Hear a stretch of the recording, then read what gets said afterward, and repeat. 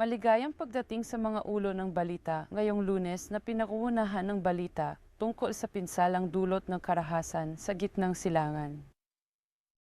Isang bangka na nagdadala NG 154 Ethiopian migrant ang lumubog sa Baybain NG Yemen no madaling araw NG Linmo. 52 lamang ang nailigtas, iniwan ang 142 na pinaghihinalaan na savi. Mahigit 68 na bangkay ang narecover malapit sa Khanfa. Binibigyang din NG trehdiang ito ang matinding panganib NG silang ng ruta mula Afrika papuntang Gulf, na itinuturi na pinakamapanganib na ruta NG migrasyon sa kontinente. Nakakaranas ang MGA migrant NG karahasan, pagsasamantala at mapanganib na paglalakbay. Kinondena ng mga lider ng Europa ang mga video ng Hamas na nagpapakita ng mga Israeli na bihag na payat na payat. Hiningi ng ACC ang access habang nag-alok ang Hamas ng kondisyong kooperasyon para sa mga koridor ng tulong at pagtigil sa labanan. Samantala, pumatay ang mga airstrike ng Israel ng 74 Palestino mula noong Lunes, kabilang ang 36 na naghahanap ng tulong.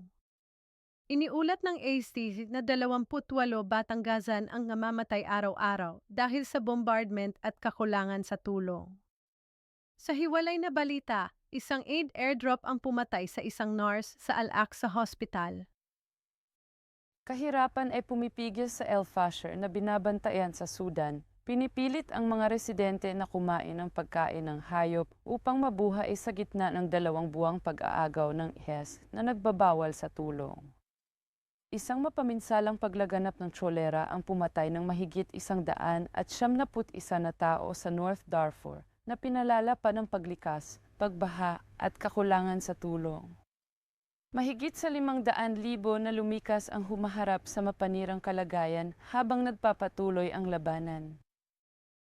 Malakas na ulan at pagbaha sa Hilagang China, partikular sa paligid ng Beijing, ay nagdulot ng malaking bilang ng mga nasawi.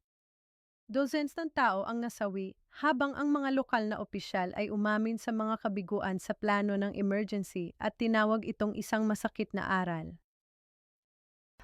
Brazil ay nag-anunsyo ng isang malaking pangako na $90 billion para sa mga pagpapabuti sa urban na transportasyon na layuning makatulong sa modernisasyon ng ekonomiya at pagpapanatili ng kalikasan